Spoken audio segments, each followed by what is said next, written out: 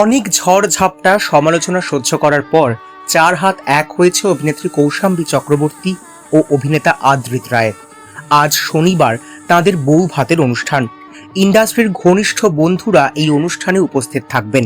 এই আবহে চর্চা চলছে বিয়েতে আগত অতিথিদের নিয়ে। মিঠাই ধারাবাহিকের হল্লা পার্টি উপস্থিত ছিল বিয়ের অনুষ্ঠানে। একসঙ্গে সকলকে মজা করতে দেখা যায়।